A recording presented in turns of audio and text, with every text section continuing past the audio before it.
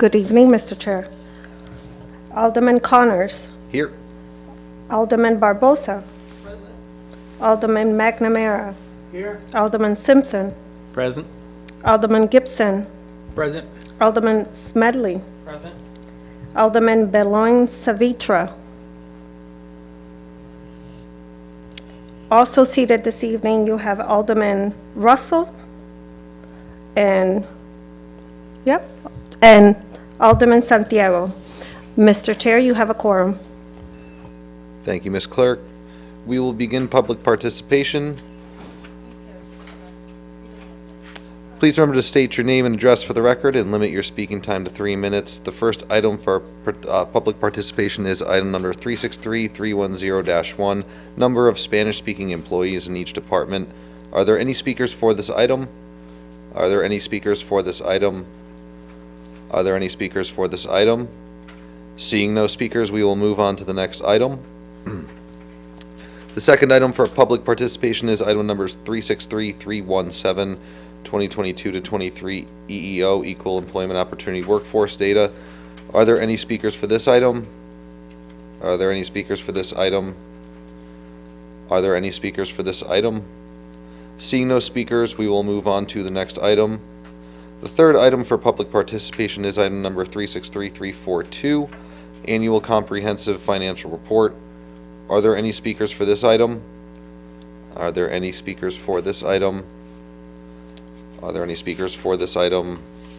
Seeing no speakers, we will close public participation and move on to the regular meeting. The time is now 6:32 p.m.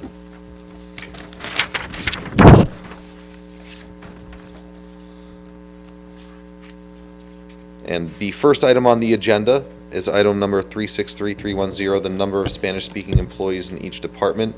May I have a motion? Can I make a motion to table?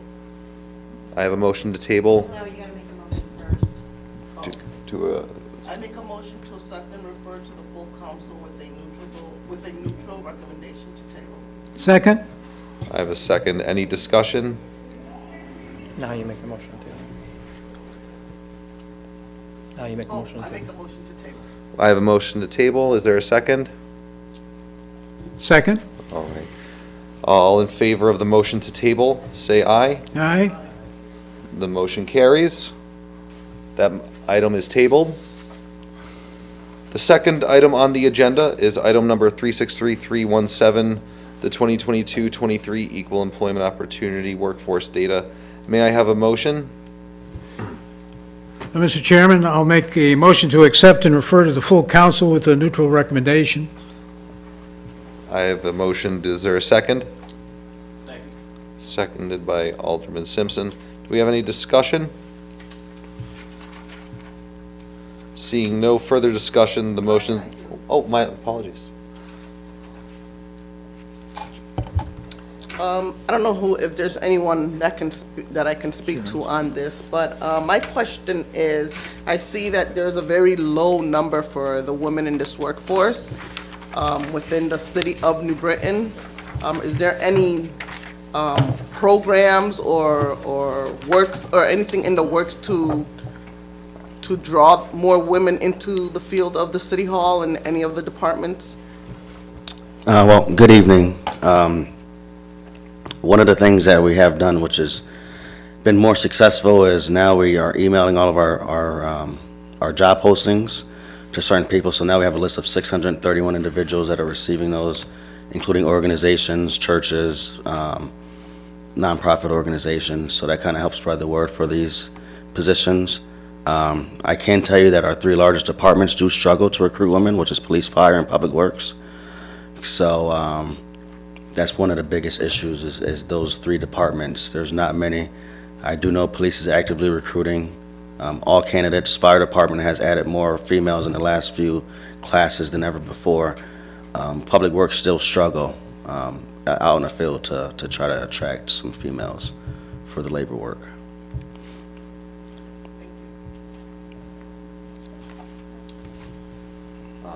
Alderman Scott. I was wondering about people of minorities as well. What are we doing to recruit? Yeah, or so it's minorities? kind of the same thing. As you can see, I did pass out this paper for the past 10 years.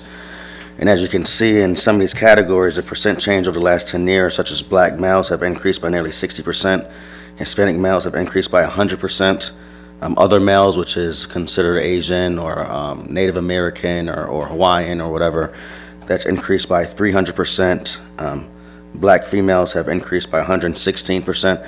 So we are making those strides and trying to diversify our workforce. We do, as the human rights officer, I do sit on the majority of the interviews or the director of HR. And we try to make sure that we make questions that are fit towards our goals. So we do have goals every year as well to try to match the workforce in Hartford County to try to make sure that we're getting closer to that. It's not going to be overnight, but as you can see, year by year, we are getting closer and more diverse as time goes on. The thing is, people come and they work for the city, they don't leave. They're here for 40 years. They don't want to retire until they're done with their career. So as those positions opening, we are trying to make sure that our workforce is more diverse. Is there anything like that we can do to help with? We're open for recommendations. We're always open for recommendations. So whatever you want to recommend, you can let us know. And we'll try to do and do that for you. Of course. Thank you. Any further, Alderman Simpson? Thank you.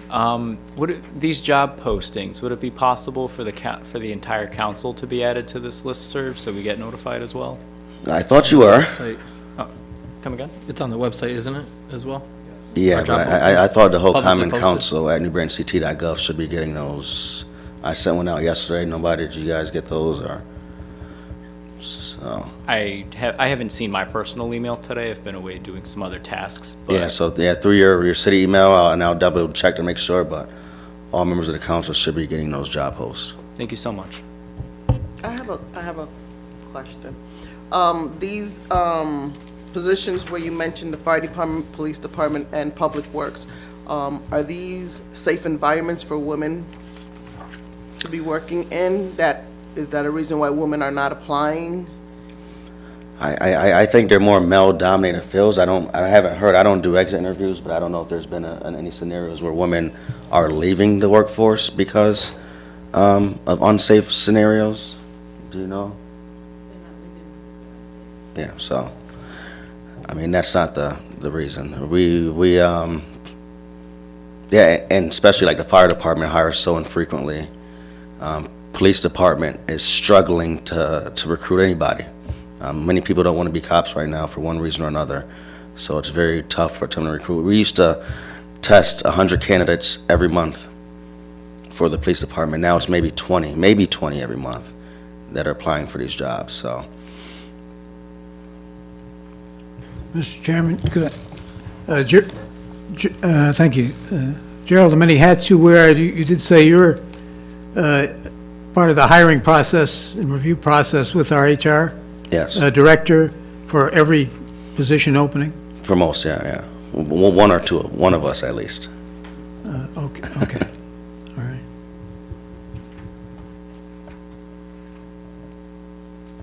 I just want to, about different language, like language barriers too, like what are we doing to address that as far as people working in the community, since we're so diverse here in New Britain? Yeah, so we hire based on qualifications, so necessarily a language spoken that can give you bonus points for some reasons, and in a sense, not necessarily on your, but in your interview, if you're able to speak different languages, that may help you. But for the most part, language speaking is not a bona fide qualification. Alderman Simpson?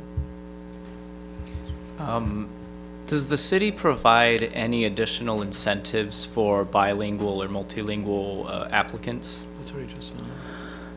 Currently, that's only for police department, Okay. because they have to, interviews and reports and everything, and it's important, so, that they're able to communicate with different languages. So right now, it's only for the police department. I have a question. So you don't make any references to when you're looking to hire for certain criterias, like we're looking for Spanish speakers, we're looking for Polish speakers, we're looking for certain type of speakers in certain positions. It's always whoever meets the criteria that's on the. Yeah, you can't really, you can't be discriminatory or prefer those things, but sometimes certain departments may have that need, especially some of those ones that's more involved with the public. You want us to speak on that? I do want to add that we do have specific jobs that we do recruit for, either Polish or Spanish speaking, because like in our town clerk's office and a lot of the departments that have face-to-face contact with the residents. So we do look for that as preferred. Mr. Chair. Ms. Guard, hold on. Can you both just introduce yourself for everybody at home and the new council members so everyone understands your involvement in these items? Sure, Linda Thank you. Gard, Director of Human Resources. And I'm Jarrell Hargraves, the Human Rights and Opportunities Officer. Thank you. Thank you. And Alderman. Any further discussion? It's so in situations where there isn't someone who speaks the language of the person and they come in for help, what do we do to help them? So we do have some employees that speak those languages that are able to assist. As part of their day-to-day operation as a civil servant. Our goals throughout City Hall is to make sure that we're serving our residents. So people have to step up if they have to leave one job for a couple minutes to help interpret, then they do that.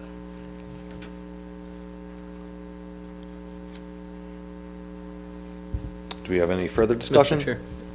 If I may, just a little bit further on that, for public safety purposes, fire, police, EMS, the police department will use a service called Language Line over the 911 calls if we don't have someone in the room that speaks the language of the caller. And then when on site, the police department or EMS will call for an interpreter if needed, right down to a sign language interpreter to respond to the scene from another department. Yeah, thank you, Alderman. Thank you. Any further discussion? All right. Seeing no further discussion, the motion is to refer with a neutral recommendation, I believe. All in favor, say aye. Aye. All right. The motion carries. Thank you very much for the testimony. Good to see you on that side. All right, the third item on the agenda is item number 363342, the annual comprehensive financial report. May I have a motion? Mr. Chairman, I make a motion to refer to the council with a neutral recommendation. I have a motion for a neutral. Second. Seconded. Any discussion? Seconded by Alderman Simpson, apologies. Any discussion? Mr. Chairman, I believe Mr. Perugini, is this the right time to ask a couple of questions? Thank you.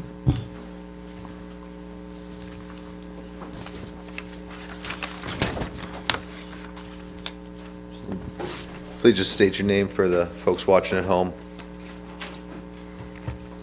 John Perugini, Finance Director. Thanks, John. All right, thank you, Jonathan. How are you? Okay. Doing good. All right, council received last month the audit and the federal single audit report and the findings of our independent auditors. So I just have just three questions. There were two findings of material weakness and a non-compliance issue on the, and you responded to them. So I'm interested in knowing the progress made on the issue of bank reconciliations. The auditors recommend the city develop a formal financial close process to ensure general ledger balances are accurate and complete within the reasonable time after year end. Sure, with the bank reconciliation process, What happens is we ended up losing a high-level staff who was very skilled with bank reconciliations. And as technology has increased, we've gone from deposits that used to be just cash and checks only to now technology-driven. So like parking has, you could pay with credit card, you could pay with different forms. I don't want to say Venmo or PayPal, I can't remember all the different ones, but the reconciliation process is now a lot tougher than it used to be, but we've also spread out the work to where it's not just one person anymore. So in the event the individual gets sick or has family medical issues like the predecessor did, that now we have multiple people equipped to do bank reconciliations, so, and that's helped to speed it up. So it's been resolved, I'm sorry. Continue.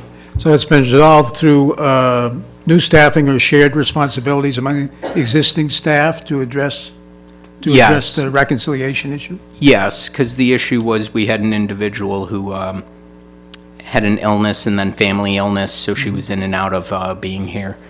And stuff was behind, so as we had massive turnover, we weren't current with the bank reconciliations. So now we're working on being current with it. Was that an issue in the prior year? Yes, I believe so. It was. Yes. So I could pull the one before it, but I believe this was the second year of the issue, and that's why it was still on it. And I think that's why it shifted from just being like a, I don't have the terminology right, whether a significant deficiency to a material weakness. You have to see, yeah, finding to a material weakness. So I believe it was first in the June 30th, 2021 issue, because that was holding up the 2021 to where we had to do a couple different extensions before we could finalize pulled cash. Okay. I just have a couple more, and others Sure. can ask their questions. The other material weakness cited for FY '22 was the fiscal year end close procedures, formal financial close process to ensure each fund's year-end balances are analyzed. I believe the auditors said they did not have the information needed to do the audit in a timely manner. That is So, correct. How has that been addressed? We're at full staff level now, and the individual who had been doing the audit was here for 24 years, and she got another job. So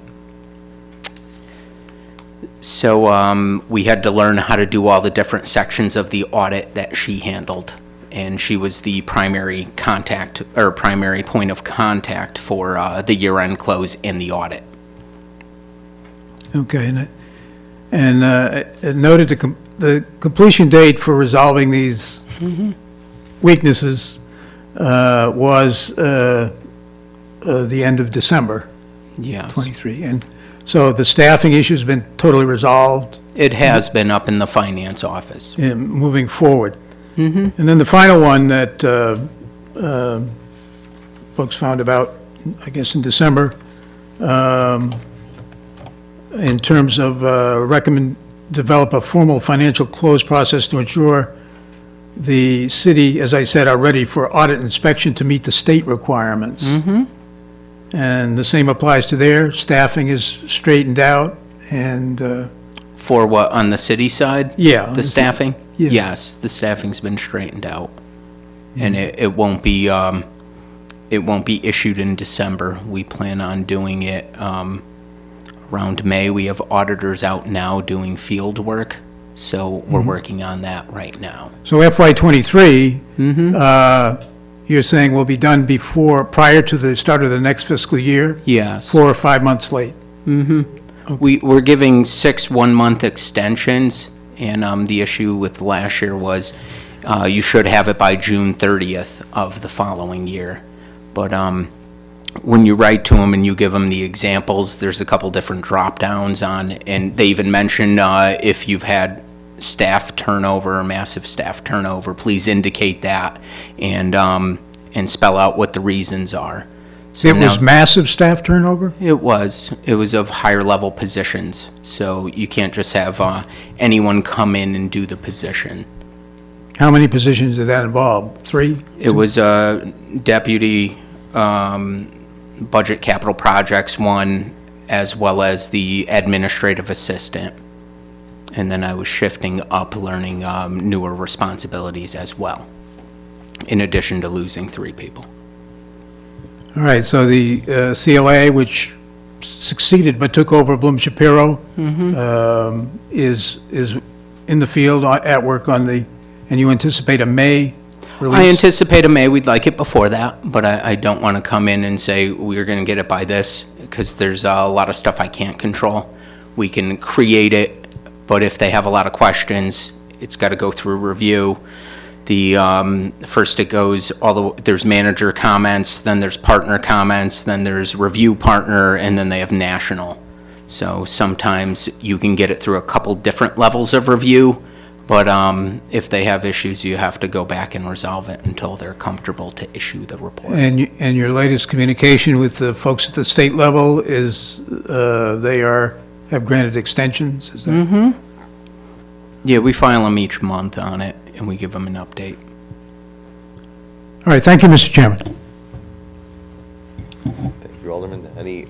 Anyone else with questions? Thank you. My understanding is in or around 2018, our pension obligations were sitting at about $80 million. And this report here says it's now sitting at, our net pension liability is at over $197 million. Is there, what's the cause behind this ballooning? Can you give me the page, please? I'm sorry. I just want to make sure I'm on the same thing you are. Yep, so it's on the bottom, it's page 57.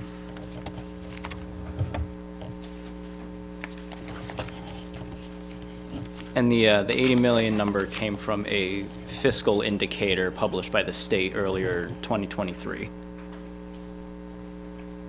57, okay, yep. 57 ending balance under net pension liability. Oh, I'm sorry, 184 in that case for Yeah, ending balance. 184,745. Yep. I'll have to look into that one. I don't have it readily available on it, but I can get back to you on what it is. Thank you so much. Yep, no problem.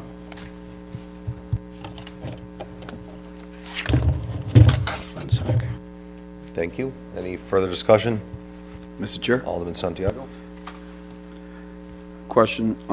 When does the auditor start the process of reviewing the city finances for the state? One sec, I just want to write down, I didn't have a Post-it note.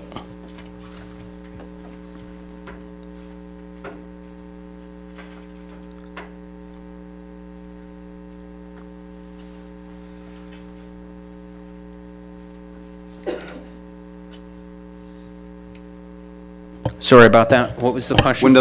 When does the auditor starts the process to the end of the year for the audit for the state? For the state or for the city? For the city. For the city. For the city, usually they do preliminary in July, which is test of controls and grants, and test of controls, grants, grants for state and federal one. Then they usually do field work in October, and then from there we shoot to have it by end of December per the state, so December 30th. So they start in July, and then it usually goes 6 months before we issue it. And when usually the report is given to the council? When is the report given to the council? Usually the next meeting after there's an issue date. There's an issue. Yeah. I think, I think the auditors should come and give a report of themselves, of what they signed, because again, I've myself been in a couple of boards where we do have, the auditor kind of give an explanation of how the process is done, because again, we have a new council every 2 years, you don't have the same council, so I would think that it would be best for the council to have like kind of a 101, on the audit report. Yeah, that's fine. I have no issues requesting it from the auditors. So I will let them know you guys would like it for the 2023 audit. I believe they do it for other towns and cities. When I used to be an auditor, I'd have to present it at towns, so. Yeah, I have no issues asking that. And how long you been in the finance department? In here, 15 years. 15? And this is the first time you ever came across this, besides what you said the year before, that the lateness was because of that you had issues where, Yeah, 2021 was the first one where we started to file extensions before 2021, the audit before this one. So 22 is the one that's issued, we're working on 23. 21 had to be extended 2 months, I believe. I think we just got it out February 28th of that following year. okay, thank you. Mr. Chairman, could I just do one quick follow-up? I know the line item for paying CLA, the independent auditors, $150,000, I think, in, I think it's a little less. I think it's 130 something, but then they hit us with, whenever there's new GASBs, they charge us additional stuff. They hit us with GASB 87, and then this upcoming year, there'll be another side one for GASB 96. So I think it's 130, it's around 130, 135 range is the base. I know 150K is budgeted for it. The question is, has the lateness caused additional fees to pay the auditors for doing the job? It did. I believe we went back and forth with it. They wanted, I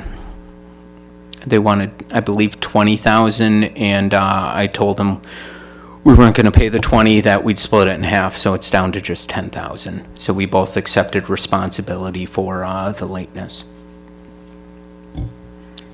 They accepted responsibility for the lateness? Yeah, because they had staffing issues too, so I said part of the thing was, but more on us, so, they had asked for additional money, and I got them to agree to a fraction of it. Okay, thank you. If I just comment, Mr. Chairman, I think actually the council, which has created an audit subcommittee on the hiring of independent auditors, I believe it may be a requirement for the council to meet with the independent auditors, as President Santiago suggested. So we'll be reviewing that and setting that up, perhaps. Okay. Thank you, Alderman McNamara. Alderman Russell? Through you, Chair. It sounds like it's easy enough to file for extensions. Is this because it's a common thing? I know you don't know about other cities, or do you? Oh, I can tell you, it's a very common thing. If you looked at websites like the Government Finance Officers Association of Connecticut, they, in the past, they only really post like 5 high-level jobs at a time, at most 10. In the past 2 years, it's been around 15 to 25 at any given point. And the jobs they post, they ask for higher level ones, but they keep reposting them because just because you have availability doesn't mean you have qualified applicants for it. So it's a very common thing, and it's been hitting a lot of smaller towns. And I don't want to name names with other towns because they don't like it, but it's a very common thing. One last question, is there a similar problem that we're having? Yeah, they have a very similar problem where one of the issues is with COVID. A lot of people want to come and make max salary as well as work from home. And with towns in that, if they get a better offer with salary, they take it.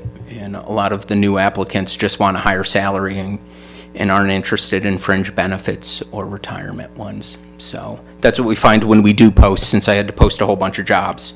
You have people that don't stay in jobs for more than 2 years. Thank you. Yeah. Thank you, Chair. Any further discussion? Any further discussion?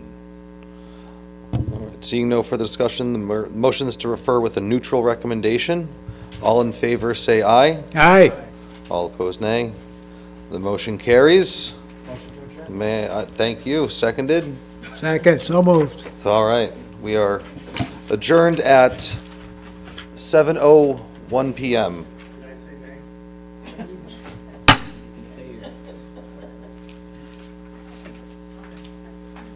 Yeah. Thank you, everyone.